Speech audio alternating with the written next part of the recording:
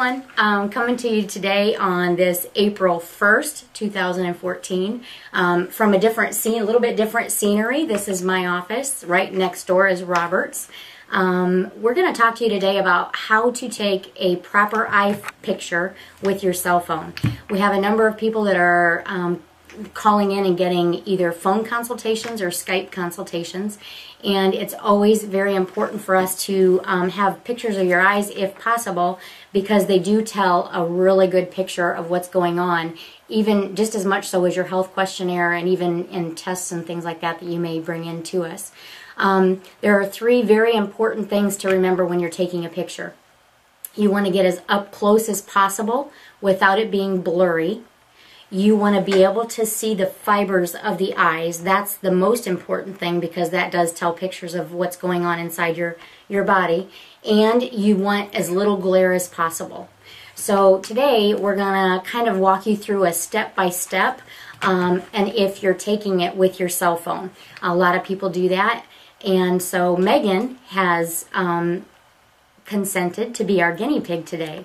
So we're going to switch over here to Megan, and we're going to take some eye photos and kind of do a little step-by-step for you to walk you through it, so that you don't have to waste your time trying to send in 3 and 4 different pictures that may not be what we can see or what we're looking for. So we're going to swing over to Megan.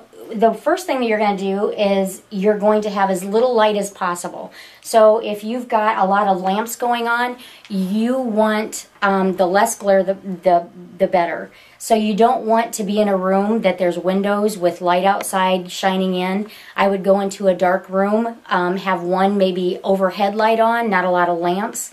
And make sure you don't have windows that are shining in glare or mirrors that may be reflecting things. And then you're going to enlarge or go as focus in. Zoom. Zoom. We're going to zoom in on the eye. And you're going to want 2 people to do this. It's going to be easier because most people don't have enough hands to do it properly otherwise. The best thing to do is have a pen light. A flashlight may be a little bit too much glare. It can be used, but if you have a pen light, that's going to be best. Your eye is rounded. You're going to want to not shine in straight from the side or even straight on. Your corneas will let you know if you do that one. You're going to kind of come in at an angle. This actually will help raise things so that it gives you that 3-dimensional look. While she's holding her eye open and shining the flashlight in, I'm actually going to come in through the side. Can we lift a little higher on the eyelash or the eyelid? I'm going to come in from the side. I'm going to get as close up as I can. And then I'm going to see how that turned out. Now, that may not look the best, but you can always enlarge it to look at different areas. That did turn out a little blurry, so I'm going to actually go back and we're going to try one more.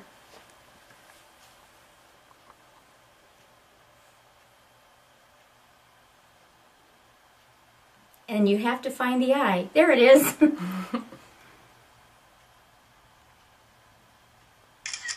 Your pupil is huge from playing with that flashlight. It's a little better. At least we can use that. We can use it. So we're going to go off to the left eye now. And we're going to try doing this one more time. And remember, your light is going to come in kind of at an angle.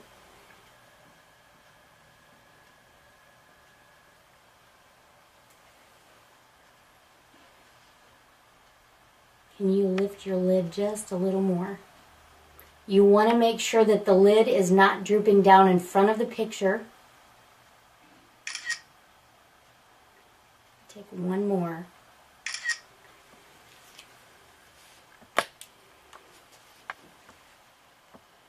You can kind of see it's got a little more fibers. These are not going to be pictures that are as good as taking from like an iridology camera, but it's something that Robert and I can at least work with when looking at things. If we're not quite sure what's going on with the thyroid, we can look at the eyes and get an idea. If you've got a history of heart issues, but you're not exactly showing some signs, we can take a look at the heart area to see what's going on there. It just gives us a really good picture of, let me show you one more picture. If somebody comes in and they're not real sure, you know, what they're doing and how their body is, take a look at this person's, the kidney and the adrenal area. Right there tells a picture all in itself of what's going on and why all of this lymph stagnation is happening. So you can see this person is a smoker. He smokes cigars, and he says that he doesn't inhale, but you can see, look at in the lung and the bronchial areas, how much lung work that he has to do. There's more going on than just the fact of that. He hasn't been doing it too long. He likes an occasional cigar, but I'm trying to talk him out of that. So, but you can see a lot of things that are going on in a person's body, and that's why eye pictures are so important. And that's why if you've only got available for you a camera to do it yourself, it can be done, but there's a lot of people get frustrated because they look off to the side. You want to make sure that that eye is nice and wide open, and that your eyelid is not drooping, and that you've got a full picture of the whole thing around it. Especially, you know, like up at the top and stuff here, that's important too. There's a lot of stuff going on in that nervous system up there that we need to be able to see. And you can also see a little bit if someone's got cholesterol plaquing going on and things like that. So the whole of the eye is very important to have that taken. I hope this helps. You're going to be working with Megan a lot and getting her eye photos and Jen B. So this will just hopefully clear some things up before you actually come into your appointment. So have a wonderful day and happy April Fool's Day.